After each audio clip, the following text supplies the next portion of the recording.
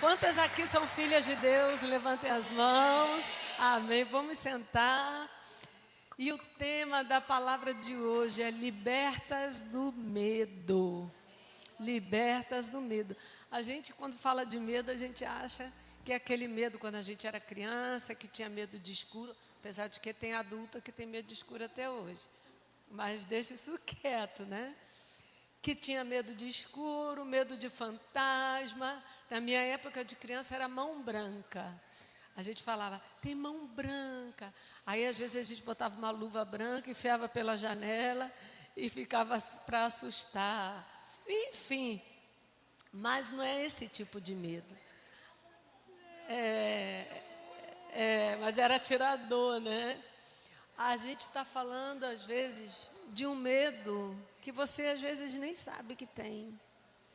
Medo do futuro, medo do amanhã, medo do que pode acontecer com um filho, medo do que pode acontecer quando seu marido sai de casa para trabalhar, medo de o dinheiro não dar, medo de faltar para suprir a necessidade.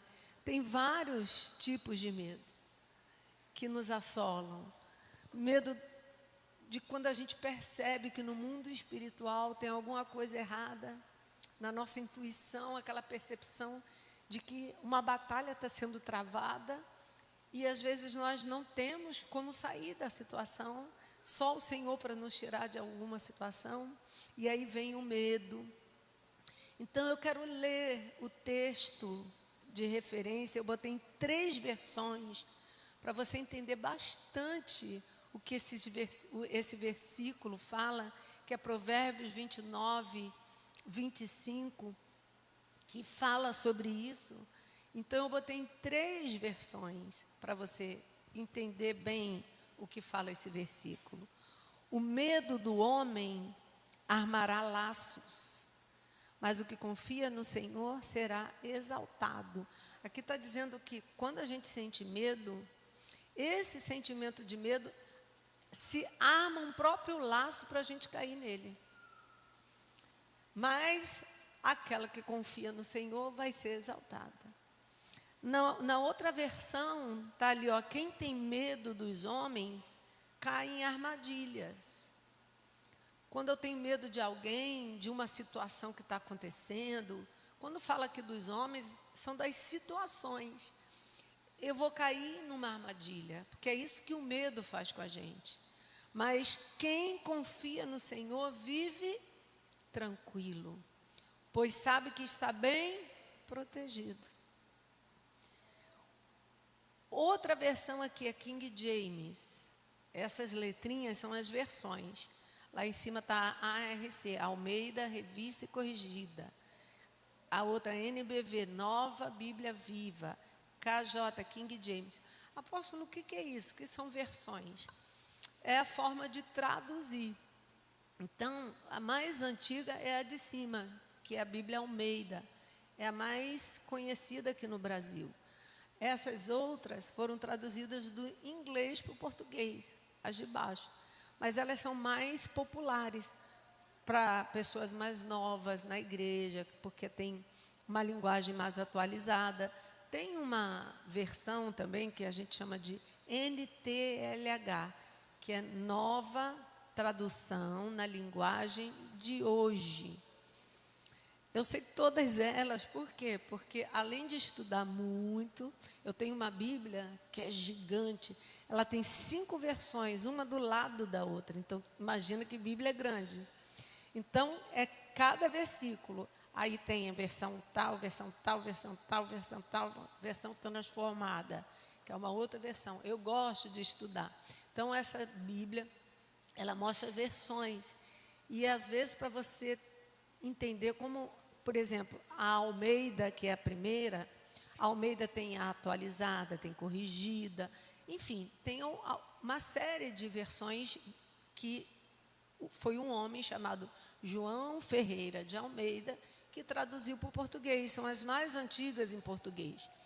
E essas versões, às vezes elas estão numa linguagem muito antiga, numa linguagem mais erudita, e as pessoas têm dificuldade de entender. Mas eu também gosto de versões bem antigas. E há versões de 1960, 1939, que quando eu vou estudar, que eu quero entender bem, e eu pego porque as versões mais atuais pode te induzir a um erro de interpretação, se você não compreender bem. Então, às vezes, eu pego numa versão mais antiga. Mas só que, por exemplo, no espanhol, tem versões mais antigas do que em português, de 1830.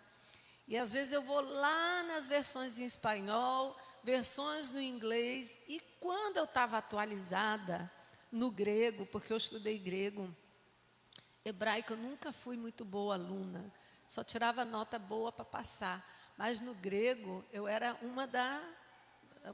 não é soberba, eu era a primeira da classe na faculdade. Então, tem uma matéria na faculdade que chama Léxico do Novo Testamento em grego. O que é o léxico? Era uma matéria, a gente estudava a gramática do grego e tal. Aí depois, no léxico, a gente tinha que pegar, eu tenho Bíblias em grego, que é o original na qual ela foi escrita. E aí eu tinha que saber pegar a Bíblia em grego, ler e traduzir na hora, né? Então, isso aí era o terror do aluno. Os alunos fugiam disso, ninguém queria saber disso. E eu gostava muito. Eu gostava muito. Hoje eu já esqueci bastante, porque a mente da gente é assim, se você não exercita. Então, eu praticamente não sei mais o grego, né? Também não sei mais o inglês, que eu estudei inglês, eu já falei inglês um tempo atrás. Eu falava o espanhol relativamente bem relativo para a gente, né? Para eles não tanto. Então, porque eu precisava, me relacionava, eu viajava bastante, então eu sabia. Hoje não sei. Eu consigo escutar uma pregação em inglês normal, entender tudo, mas falar já não sei por falta de prática. Assim é o grego. O grego, Novo Testamento, ele foi escrito em grego e aramaico. Aramaico era uma língua que toda aquela região do norte da África, que é pertinho assim, norte da África, aquela partezinha do Egito, e indo ali para o Oriente Médio, na época de Jesus, se falava naquela região toda, eles se entendiam porque eles falavam em aramaico, que era uma língua que começou 700 anos antes de Cristo. Então, por isso que lembra quando você vai ler Atos 2, quando o Espírito Santo desce, que tinham pessoas de várias nações e que estavam lá em Jerusalém, porque era época de festa, a festa de Pentecostes.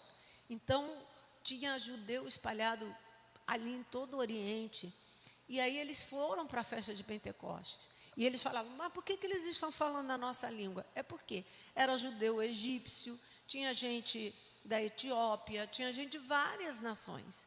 Mas como que eles se entendiam? Por causa do aramaico. O aramaico, que hoje é uma língua morta, né? O aramaico era aquela língua da região ali, não era uma língua nacional, igual o português é uma língua nacional. Era uma língua regional. Aquela região do norte da África e do Oriente Médio, não o Oriente bem para lá. O Oriente Médio falava o aramaico. E a Bíblia, quando foi escrita, ela foi escrita, o Novo Testamento foi escrito em grego. Por quê? Porque o grego? Porque foi a época da colonização grega. Foi a época que os gregos tomaram aquela região, não teve o Império Romano, tarará. Nessa época de Jesus, já era o Império Romano. Porém, antes do Império Romano, teve a invasão grega. E por que a igreja, principalmente a igreja da Europa, teve muita influência grega, o Novo Testamento escrito em grego? Por quê? Porque a diferença do domínio do Império Grego, que foi antes do romano, era que os gregos trabalhavam muito a cultura. Então, eles dominavam os povos, indo lá para a cultura deles e ensinando a mudar o pensamento. É tipo a doutrinação que tem nas escolas, né? Na TV, na arte. e faz uma doutrinação, porque vai conduzindo a maneira da pessoa pensar. Ele vai formando construção de pensamento. Por que mesmo depois que o exército grego acabou e o império acabou, a colonização grega acabou, eu falando aqui com uma professora de história aqui à minha esquerda, olha isso, que a colonização grega acabou e entrou o Império Romano, a cultura grega foi altamente influenciadora, porque ela permaneceu. Já a colonização do Império Romano era feita na guerra, né? Era coisa de matar, prender, ou vai, blá, blá, blá. Era isso. Então, na época de Jesus, era o Império Romano que estava ali dominando, mas a cultura grega que influenciava, né? E aí o Novo Testamento, isso tudo para explicar para você porque que tem versões, né? E o Novo Testamento, ele foi escrito em grego e no aramaico, a maioria em grego. E no aramaico, que era essa língua que aquela região, daqueles países ali, falavam aramaico. Então, quando todo mundo se reunia, ia para Jerusalém, era gente de vários povos ali, o que se falava que todo mundo se entendia? O aramaico. Então, todo mundo basicamente sabia falar o aramaico. Aí, quando voltavam para os seus países, falavam as línguas dos seus países, né? Seria o inglês de hoje. Por exemplo, você vai lá para a França, mas não sabe falar francês. Então, você faz o quê? Tasca ali o inglês, porque alguém vai saber falar, né? A primeira vez que eu fui à Colômbia na minha vida, gente, eu sabia zero de espanhol. Sabe o que é zero? E eu me lembro que para eu conseguir entender as mensagens, que eu não entendia nada, eu usava fone tradutor para o inglês. Aí eu conseguia entender. Então, as primeiras vezes que eu ia para a Colômbia, eu falava inglês, porque aí eu ia pedir um café, eu falava, ih, caramba, o apóstolo não sabia nada, pegava um táxi, aí eu falava inglês, porque o inglês ele vai te ajudar em qualquer lugar que você for. O único lugar que o inglês não vai te ajudar é na Suíça. Nunca. Por quê? Eu fui à Suíça já. Porque na Suíça, o inglês é rejeitado, ele se recusa. E a Suíça é dificílimo, porque é um país pequenininho, mas lá são 5 línguas, se não me engano. Tem a parte da Suíça que é italiana, Suíça italiana, Suíça francesa, Suíça sei lá o quê, suíço que é suíço.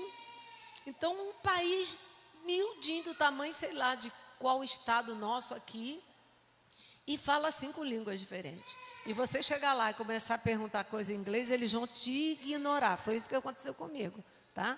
Você fica, mas hoje em dia a juventude não está nem aí. Sabe por quê? Pega o Google Tradutor, vai para qualquer país do mundo e fala, fulano, eu quero ir para o lugar XXX. Aí bota na língua dele. Você vai para o árabe, vai lá, na hora. Aí o cara te responde, você grava e olha na sua língua. E conversa com o Google Tradutor, né? Tá muito fácil isso. Mas aqui explicando as versões bíblicas. E a versão de King James, quem é King James? Você sabe o que é King James? É o rei Tiago. James é Tiago na nossa língua. Que ele, na verdade, ele foi criado ele era filho da rainha da Escócia, Mary, mas ele foi criado pela rainha Vitória da Inglaterra, que era sobrinho da rainha Vitória. Olha, hoje estou tirando o dia para falar a história, mas só para explicar a versão. King James, então, King James ele traduziu, né? Agora eu esqueci de qual língua para qual. Não sei se foi, sei lá, do grego para o inglês, eu não sei. Eu acho que foi para o inglês, né? Então, é isso. E aí, em King James, o rei James, ele fez essa versão. O medo humano sempre arma as suas ciladas, mas quem confia em Yahvé, o Senhor, vive em segurança. Quem entende bem esse versículo? Depois, né, de 3 versões colocadas, eu podia ter colocado um monte ali. Só para você entender bem esse versículo. Porque o medo é uma das maiores armas que o inimigo vai usar contra a vida das mulheres. Contra a vida das mulheres. E foi o que eu falei aqui, o medo não chega com cara de medo. Que você olha, ai, estou com medo, medo de uma barata, um rato, antes fosse. Que o medo chega, a gente já sabe. Uma cobra. Não. Esse tipo de medo que está falando aqui é aquele medo bem sutil, né? É aquele medo que vem disfarçado de insegurança. Não, eu só estou insegura. Eu só estou com dúvida. Na verdade, a dúvida é um tipo de medo de tomar uma decisão errada. Eu estou insegura com isso. É aquela coisa da comparação. Ah, mas fulano, eu vi que aconteceu assim, então eu tenho medo de fazer igual ou de não fazer igual. A culpa gera medo. Você está com culpa de alguma coisa, então você fica com medo. Incapacidade, você se sente incapaz, né? Isso tudo é a maneira como o medo vai chegando na sua vida e você não percebe. E aí, sabe o que acontece? Você trava. É exatamente isso. Porque o medo trava. Diz assim, o medo trava. O que isso quer dizer? Porque quando você está com medo, você não vai tomar uma atitude. Exemplo, se eu vejo uma pontezinha em cima de um rio de 30 metros de altura, e aquela ponte toda velha, imagina, você está num bosque, acha um penhasco e uma ponte toda velha, desengonçada de madeira, e você não sabe se aquilo está quebrado, se aquilo vai balançar de corda, aí você vai fazer o quê? Você vai sair chegando e já correndo? Não, tu vai parar e vai travar. Até você... Isso é seguro? Não é seguro, fora o medo da altura. Quem tem aqui medo de altura? Eu não gosto de altura. Deus não me deu asa. Né? Só Red Bull que dá asas. Eu não tenho asa. Então, o medo, ele te trava. O medo, ele vai travar você. Sabe por quê? Porque você tem potencial. Toda pessoa tem potencial em si. Todas nós, mulheres, temos potencial. Mas nós vamos parar se tiver medo. Porque o medo não vai deixar a gente avançar. Você vai ficar indecisa e você vai falar, não posso tomar uma decisão indecisa. Né? Não posso decidir algo sério que vai afetar o resto da minha vida enquanto eu estiver indecisa. Na verdade, isso se transforma num medo. E aí o medo, ele não só vai limitar você, mas ele vai aprisionar.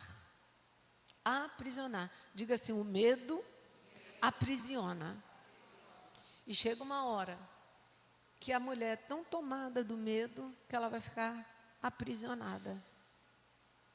Como foi a música que a gente cantou, não sou escrava do medo. A gente acaba se tornando escravo daquele medo, de tomar certa decisão, de fazer certas coisas. E hoje, eu tenho certeza que Deus quer romper com esse ciclo na nossa vida. Deus não quer mais que a gente seja escrava de medo algum. Deus não quer que a gente fique paralisada, porque a gente ainda tem muita coisa para fazer antes de chegar nosso dia de ir embora dessa terra. Amém ou não amém? Tenho certeza para todas que estão aqui, isso não é profetada não, certeza, que o dia de você ir embora não é agora. Isso eu tenho certeza, senão a gente não estava aqui hoje. Certo? Amém ou não amém? Então, enquanto a gente está aqui, a gente tem coisas para fazer. A gente tem objetivos para avançar, não para ficar parada. Não para paralisar. E o medo faz isso, deixa você paralisado. Só que Deus quer romper esse ciclo. Então, essa palavra de hoje não é só uma mensagem. É um momento de libertação para nós mulheres. Hoje não foi só um café da manhã e gostar de conversar com as nossas irmãs, mas é um momento de libertação.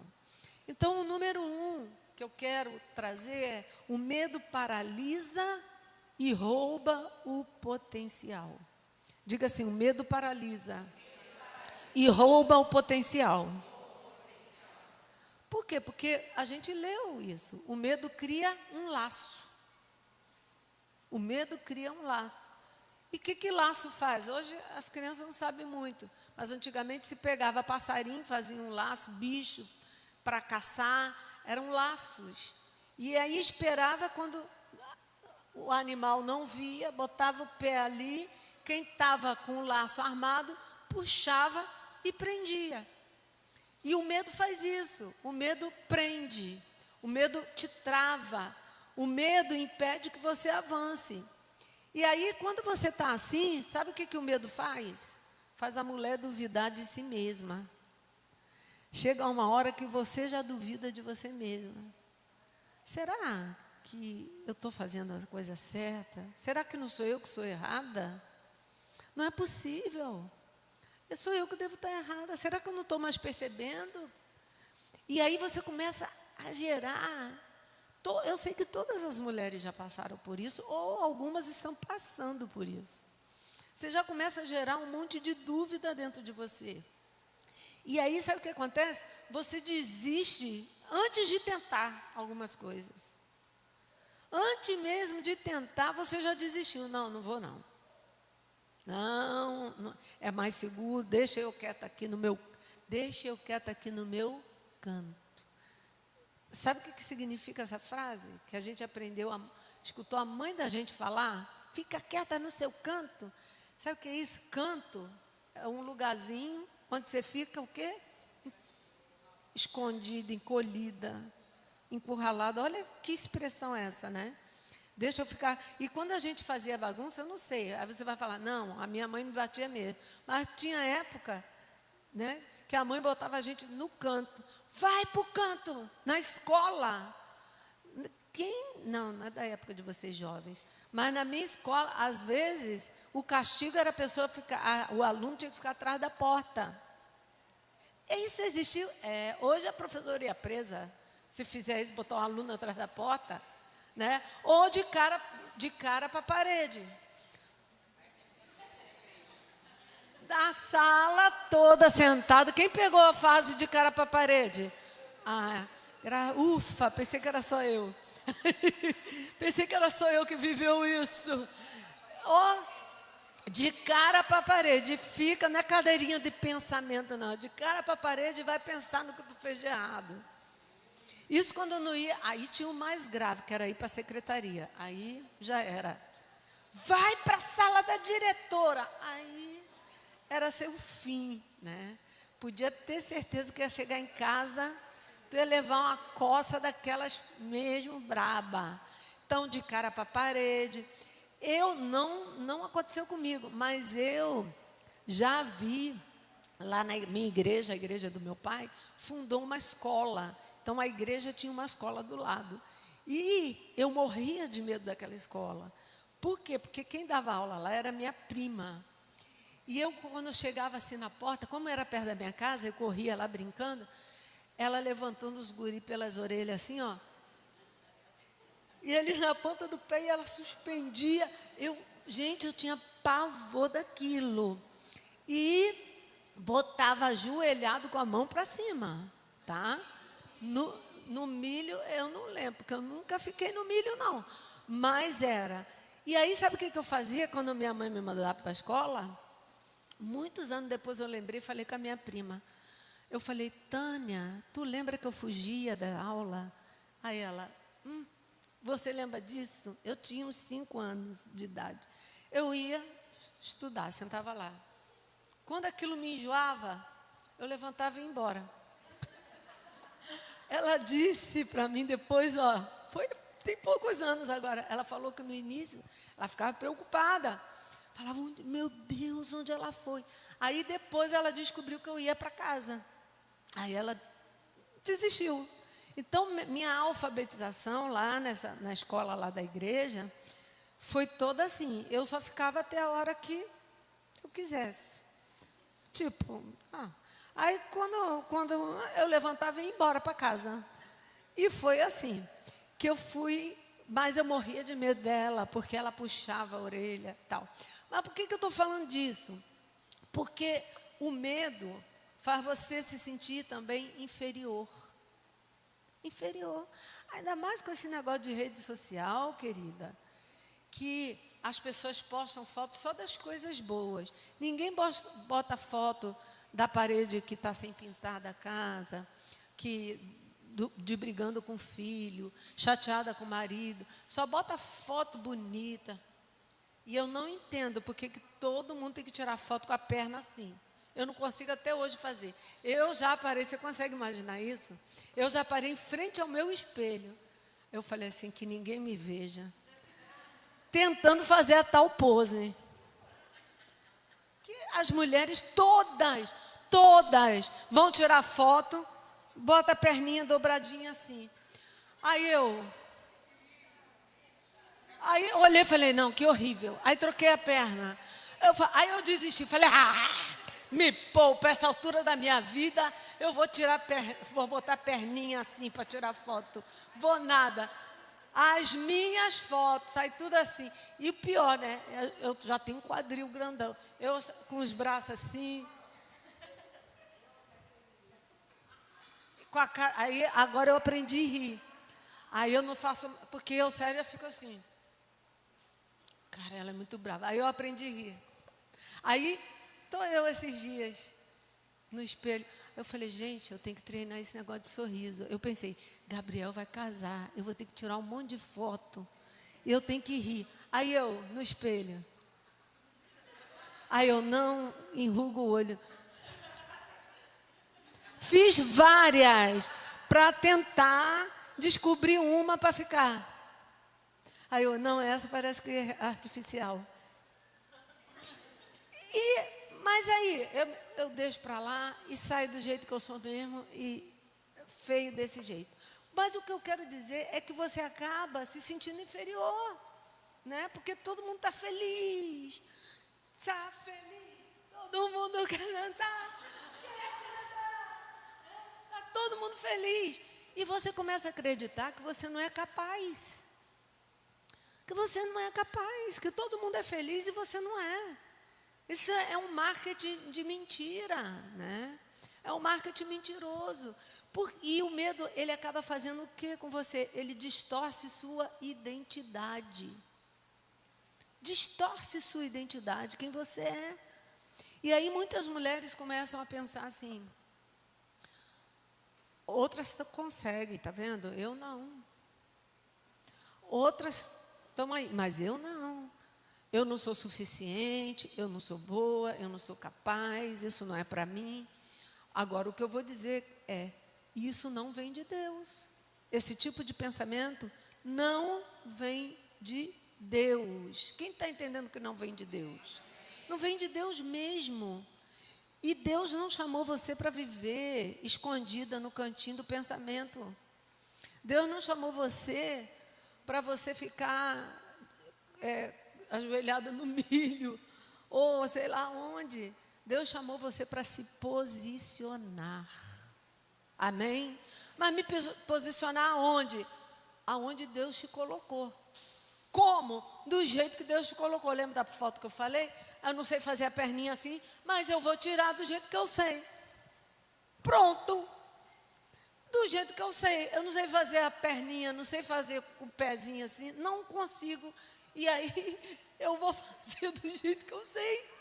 Porque Deus te chamou para você se posicionar e não ficar acuada no canto. E o medo tem deixado você paralisada. Mas eu não vou conseguir falar direito, porque fica fazendo comparação. O medo tem impedido de você dar passos que Deus já mandou você dar. Deus já mandou você dar passos, eu tenho certeza. E você não tem dado, porque o medo tem te paralisado. O segundo item é que o medo leva à desobediência. É mesmo? É. O medo leva à desobediência. E o exemplo disso é do rei Saul. Quantos conhecem a história de Saul aqui? Pois é, o rei Saul é um exemplo claro disso. Por quê? O rei Saul, quando foi escolhido rei de Israel, ele era de uma família rica, ele era um cara mais alto que todo mundo, fortão. A maioria das pessoas batiam no ombro dele. A Bíblia fala que ele se sobressaía em altura dos outros homens. Ele era forte, ele era musculoso, vinha de uma família importante. E Deus deu uma ordem direta para o rei Saul. Deus fala com o rei Saul. Samuel vem, unge Saul. Só que aí, Saul não obedece completamente. Saul vem e desobedeceu.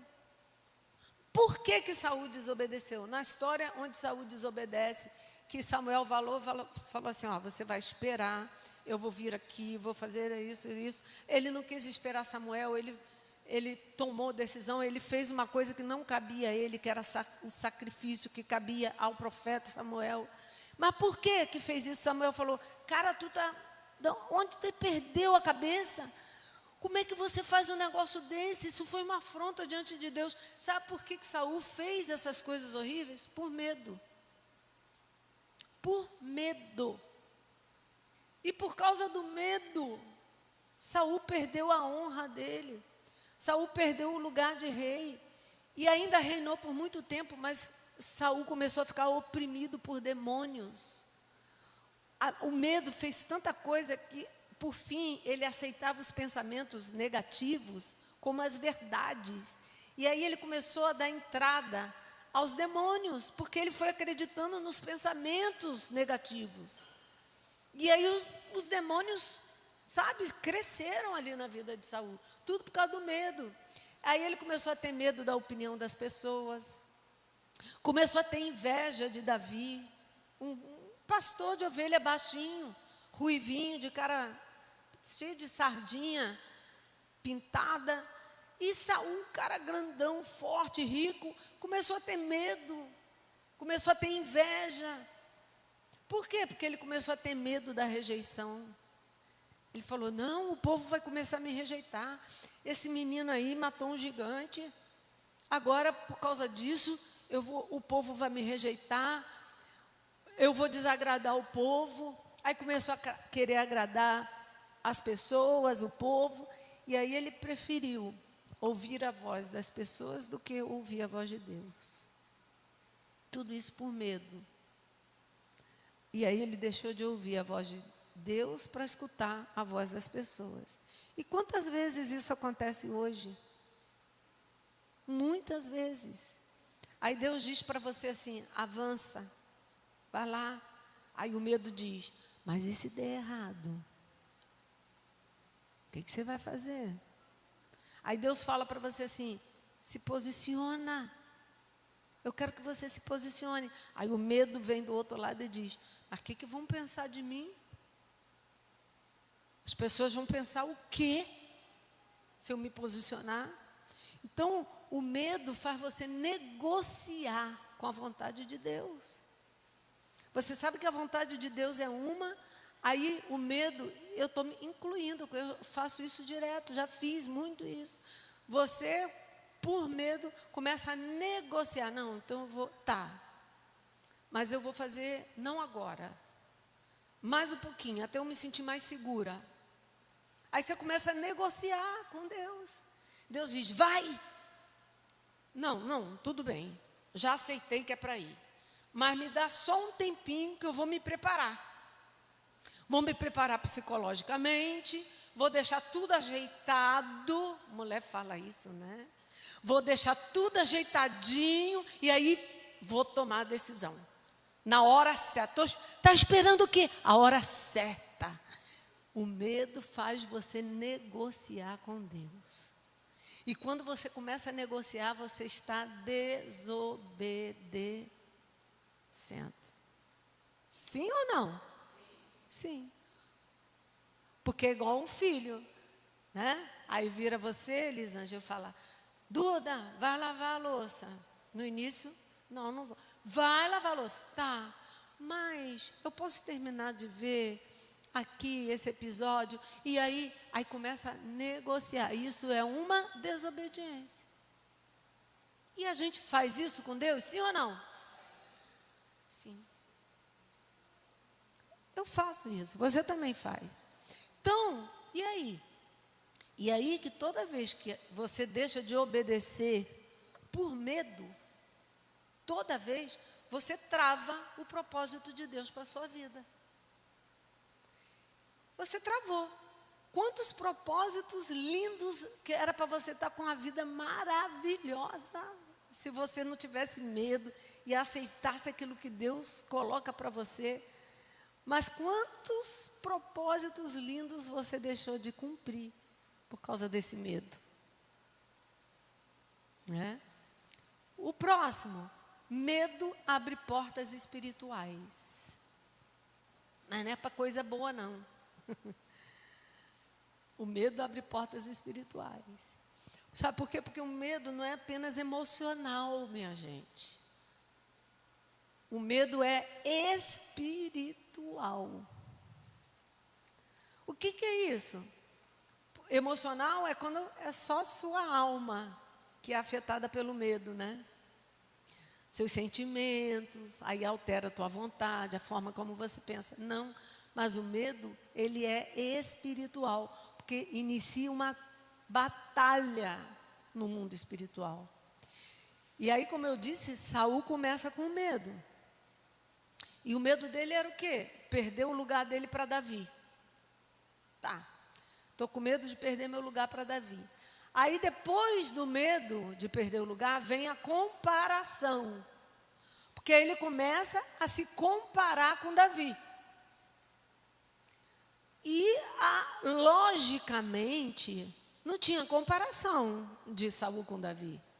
Física, financeira, familiar, social, nem existia como comparar. Mas ele começa a se comparar com Davi. E aí, depois que começa a se comparar, vem a inveja. Davi, que era um bom guerreiro, ao invés, só que ele está no meu time, ao invés de eu ficar alegre, porque no meu time tem um cara fera, eu começo a fazer o quê? Tem inveja. E aí tem a história que quando Davi sai para a guerra e quando ele volta, as mulheres recebem Davi e falam: Saul matou 1000, mas Davi matou 10.000.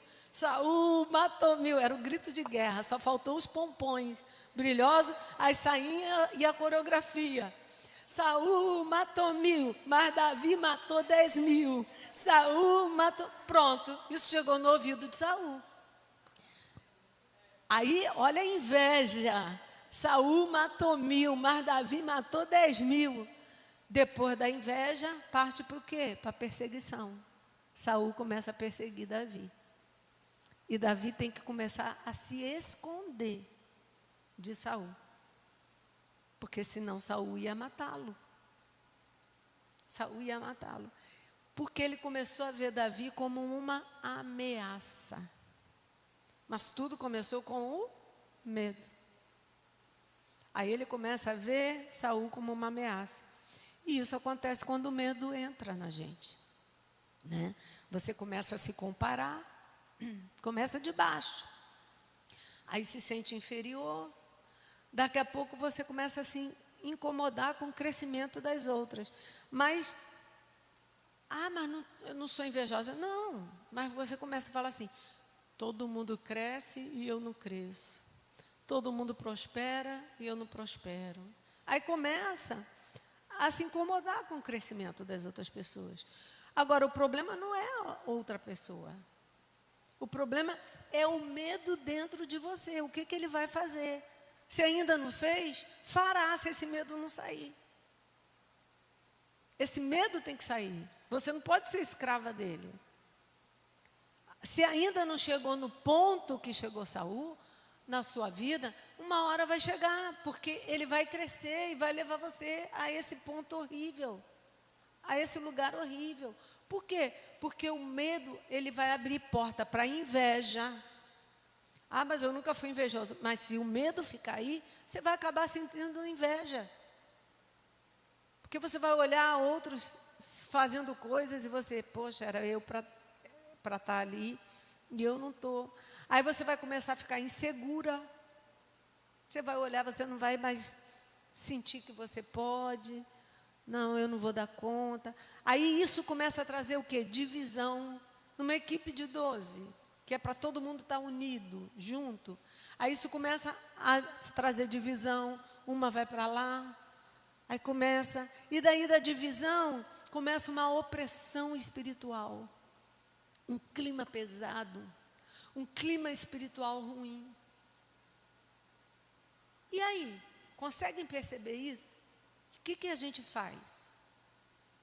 Então, quando você, quando eu, quando nós mulheres, não tratamos o medo, ele cresce. E aí ele contamina a sua vida espiritual e sua vida emocional. Então, o medo precisa ser tratado. E como é que se trata o medo? Com psicólogo? Como é que se trata o medo? Eu disse que o medo é emocional, mas também é espiritual. Se trata expulsando aquilo que não é para ficar. Amém? E o próximo, o medo afeta identidade e o pior, e gerações.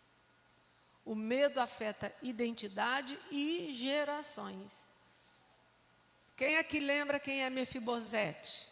Mefibosete, neto do rei Saul. A gente estava falando de Saul. Aí vem Mefibosete, que é o retrato disso.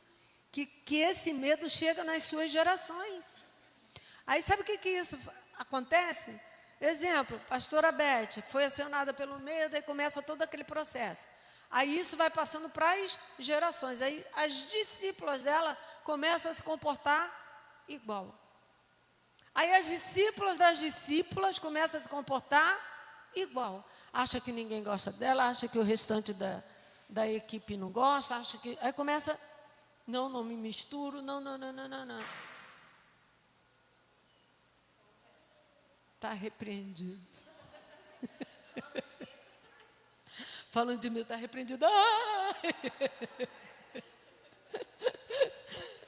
Veio no bom momento para eu dar um exemplo do que é o medo. Brincadeira. Se isso me assustasse. Olha, às vezes, quem aqui não, né? Que você está sozinho em casa e de vez em quando faz uns barulhos esquisitos no armário, na geladeira. Eu nem ligo, eu falo assim, gente, aí tem gente que, eu falo, gente, se depender disso para o diabo me assustar, ele vai ter que derrubar muita coisa para eu ficar com medo e levantar do lugar. Eu não levanto mesmo, eu já estou tão acostumada com certas coisas espirituais, que se depender de mim para tomar uma decisão e lá orar, sai em nome de Deus, o quê? Vai fazer muito barulho, que eu não vou nem ligar, gente. Acredite, eu já passei coisas, eu já fiz libertação das panelas saírem voando, da máquina de lavar desligada, fazer andar assim, de copo de vinho. Então, voltando para Mefibosete, ele era o retrato de como é que o medo passa para as gerações. E ele carregava marcas da história da família dele, porque da família dele só sobrou ele. Porque naquela época, porque que quando outro rei assumia, a família inteira do rei anterior tinha que ser morta? Porque automaticamente o parente mais próximo se tornava o sucessor. Então nenhum rei de uma outra família, que chamava-se dinastia, e queria assumir com nenhum parente vivo. Por quê? Porque o verdadeiro sucessor tinha alguém que era do mesmo sangue. Então, a ordem era, mata todo mundo. Só que Davi não era assim. E Mefibosete ficou vivo. Ele ficou vivo, uma empregada, uma ama, né, de leite que tinha naquela época, correu com ele na hora da guerra para esconder, ela tomou um tombo, ele caiu de frente, ele ficou aleijado das duas pernas, E saiu, e ele viveu escondido, né, como uma pessoa do povo, um vassalo escondido. E quando Davi descobre que Mefibosete, que Saul tinha alguém da linhagem dele vivo, Davi manda chamar Mefibosete. Traz aqui.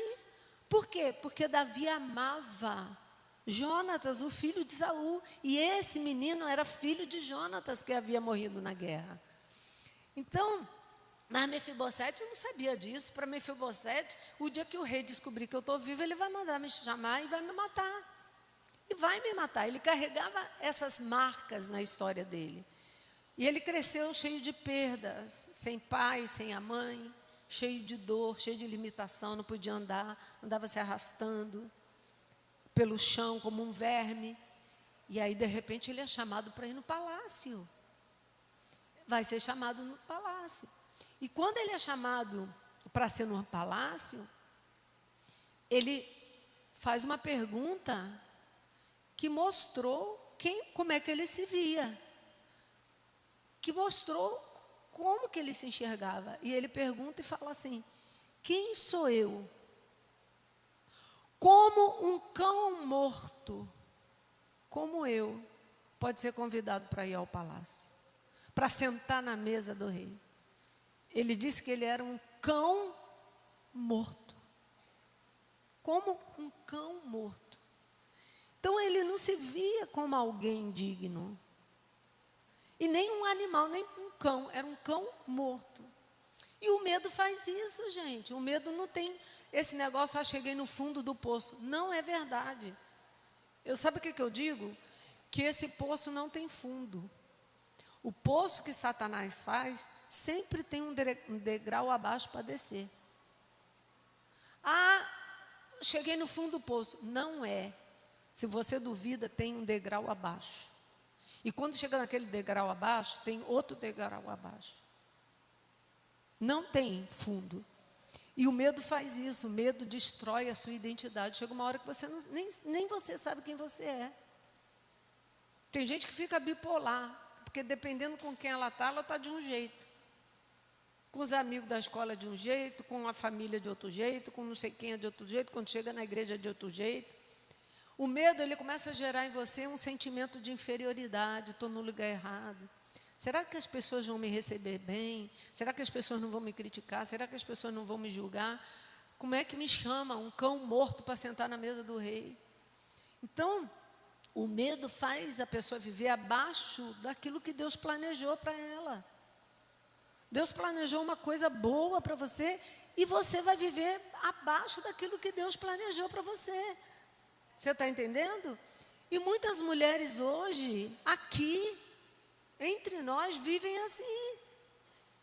Se sentem pequenininha, bem pequenas, desvalorizadas. Eu não tenho valor, não sirvo mesmo. Me trata como um lixo. É assim que me tratam, como um lixo. Se sentem incapazes. Você se sente incapaz. Só que isso não define quem você é. Diz assim: isso não me define. Você está entendendo, mulher? Está entendendo mesmo de verdade? Se sinta, quando eu falar, vou fazer uma pergunta, sinta que eu estou te sacudindo. Você está entendendo, mulher? Isso não te define. E por último, Deus liberta e restaura a dignidade. Vamos repetir? Deus liberta. Senta uma lá na frente e outra lá atrás. 1, 2, 3. Deus liberta e restaura a dignidade. Isso aí. E sabe qual foi a primeira palavra que Davi disse para Mefibosete? Não temas. Não tenha medo. Na linguagem de hoje é: não tenha medo. Isso. E essa palavra é de Deus para você hoje. Não tenha medo. Calma, não tenha medo. Deus, Ele não só tira o medo, como Ele restaura a sua identidade. Mefibosete, Ele saiu da condição de rejeitado, de aleijado, de não é ninguém. Até um empregado era mais importante que ele, para ser honrado, para ser restaurado, para se sentar na mesa do rei como um príncipe. Davi disse: a partir de agora, você vai se sentar na minha mesa todos os dias, porque você é um príncipe, você é filho do meu amigo, você tem sangue real. Eu quero você sentado aqui na minha mesa todo dia. E isso é o que Deus quer fazer com você, mulher. Quem está recebendo e entendendo isso? É o que Deus quer fazer com você. Deus quer curar as suas emoções. Deus quer restaurar a sua identidade. Deus quer liberar para você viver o propósito dEle para a tua vida. Amém? Você não foi chamada para viver limitada. Você não foi chamada para ter medo. Você foi chamada para liderar, influenciar, avançar, frutificar, prosperar, romper. Sim, você foi chamada. Amém? Então nós vamos encerrar hoje. E eu quero, pode botar uma música bem baixinha de fundo. Eu quero dizer que esse é um momento de resposta para a vida da gente. Eu tenho certeza que essa foi uma palavra que Deus trouxe. Não foi só para você não, para mim também. Para as nossas convidadas que entraram aqui hoje. Uma resposta para cada mulher aqui, que está aqui. Esse é um momento de resposta. Então, onde é que o medo está te paralisando? Você sabe muito bem. Você sabe aonde o medo te paralisou. O que você está deixando de fazer por medo? Qual a atitude importante que você tem que tomar, que você não tomou por medo? Quem sabe voltar para a mesa do rei, para a casa do Senhor. Sentar na mesa que Deus te preparou, mas eu não sou digno. Quem vai querer um cão morto? Você não é cão morto. Quem sabe quer tomar aquela decisão que você fala assim, mas o que as pessoas vão pensar de mim? Eu sou crente. E eu não posso tomar essa decisão agora. Qual a área da sua vida que está travada? Tem área da sua vida que está travada? Então eu quero orar com você agora. Você pode fechar seus olhos. Pode botar uma música bem baixinha, Ana Júlia. Eu quero orar com você agora. Eu queria que você orasse, declarando a quebra de todo o espírito do medo. Pai, em nome de Jesus, todo espírito de medo, sai agora em nome de Jesus. Toda incerteza, toda dúvida, toda desconfiança, toda paralisação, tudo que tem travado essas pessoas, essas mulheres,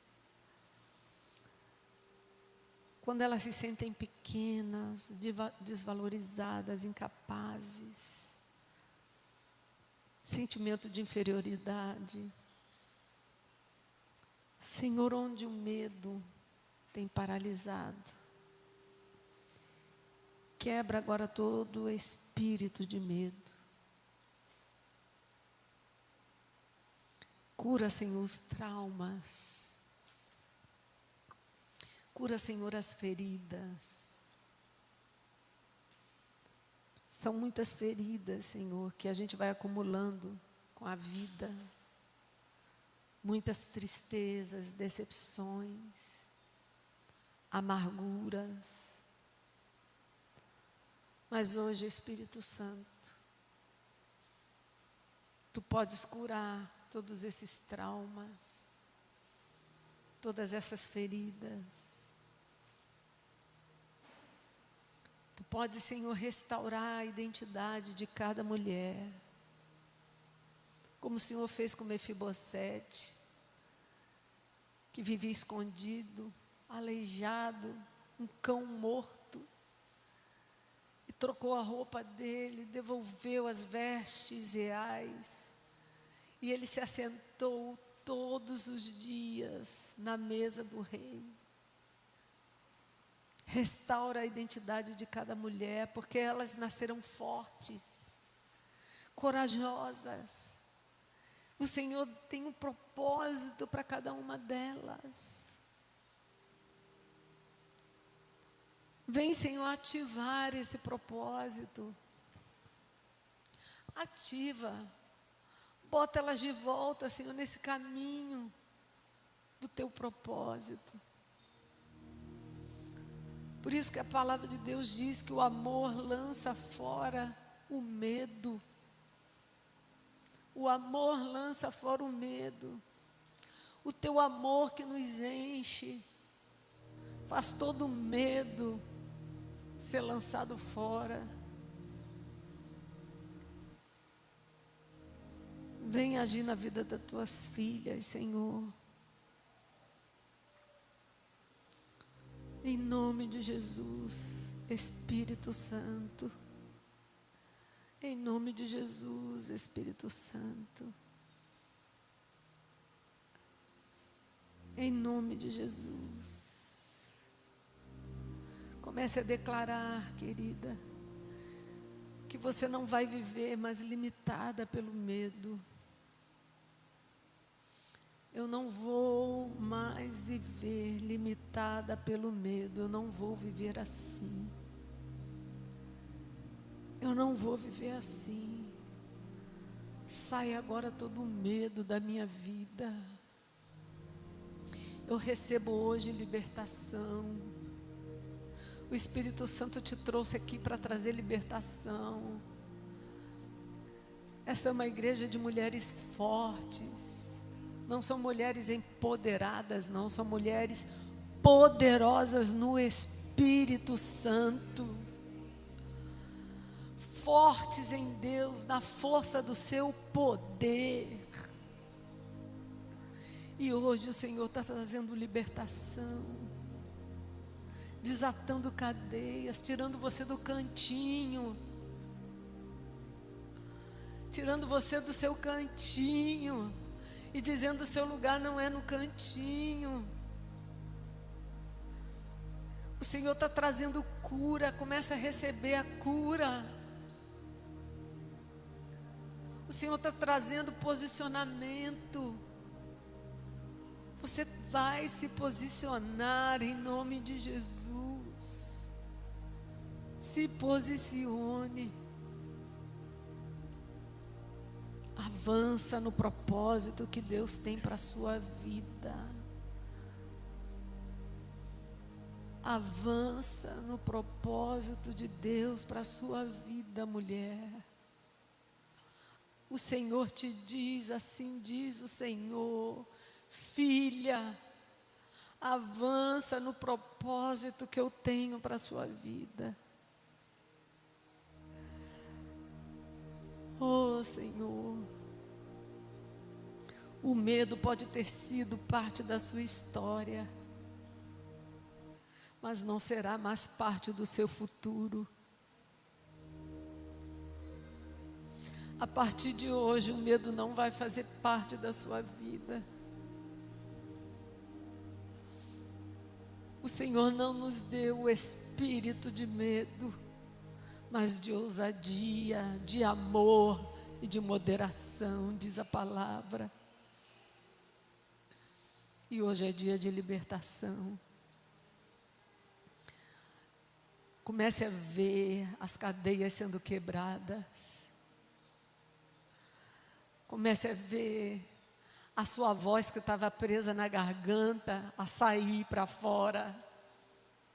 A sua voz que estava calada, comece a ouvir a sua voz gritando.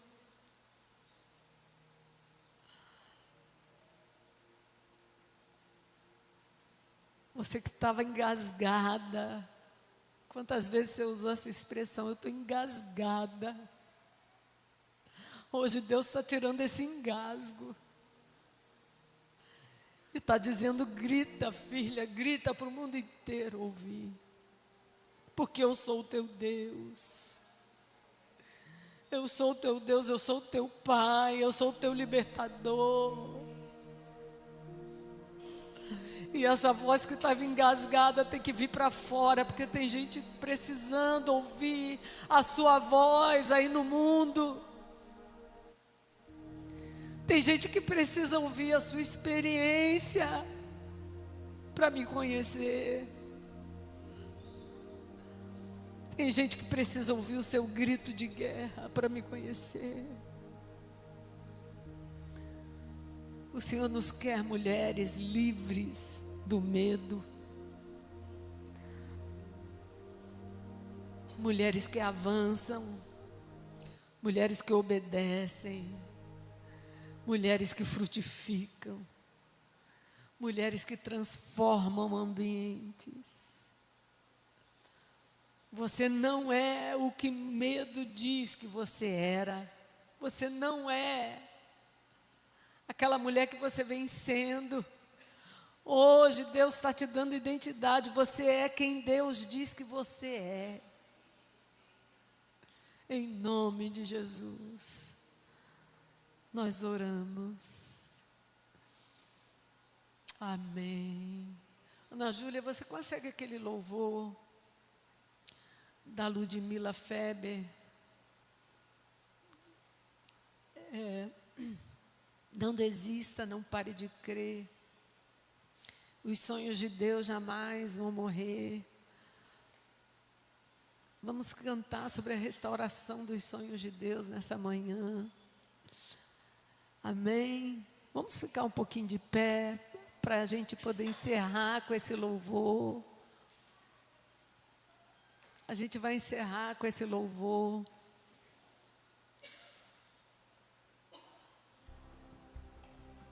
Os sonhos de Deus. Nós vamos cantar esse cântico ao Senhor. Pode aumentar um pouquinho, querida, porque os piais. Aumenta só mais um pouquinho. Aí, tá bom. Se tiver letra.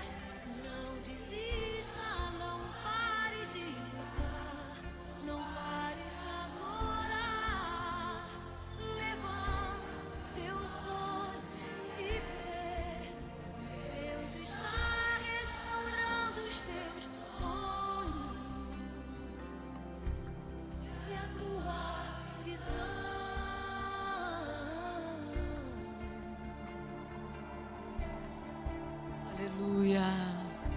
Glória a Deus. Pode aumentar só mais um cadinho. Se tentar matar os teus sonhos, sufocando o teu coração, se lançaram você numa cova e feriram tua visão. Se tentaram matar os teus sonhos, sufocando o teu coração, se lançaram você numa cova e feriram, perdeu a visão. Não desista, não pare de crer, os sonhos de Deus jamais vão morrer. Não desista, não pare de lutar, não pare de adorar. Levanta os teus olhos e vê, Deus está restaurando os teus sonhos e a tua visão. Recebe a cura. Recebe a cura, recebe a unção, unção de ousadia, unção de conquista, unção de multiplicação. Recebe a cura, recebe a unção. de ousadia, unção de conquista, unção de multiplicação.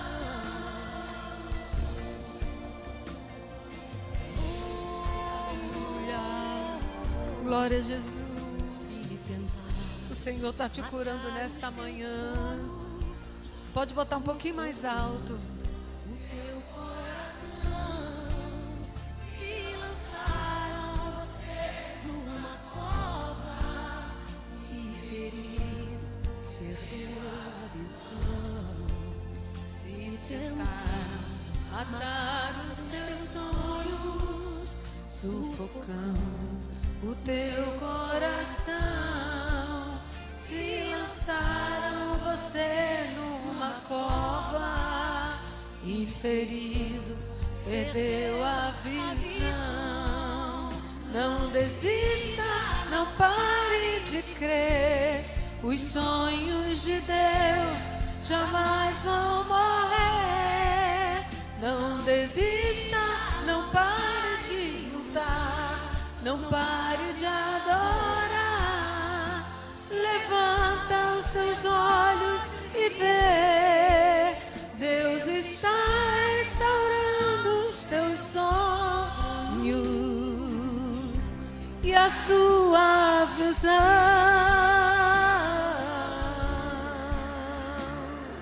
Agora fale para a irmã que está do seu lado. Recebe a cura. Diga para ela: recebe a unção. Diga para quem está do seu lado: ousadia, unção de conquista, unção de multiplicação. Recebe a cura. Recebe a cura. Unção de ousadia,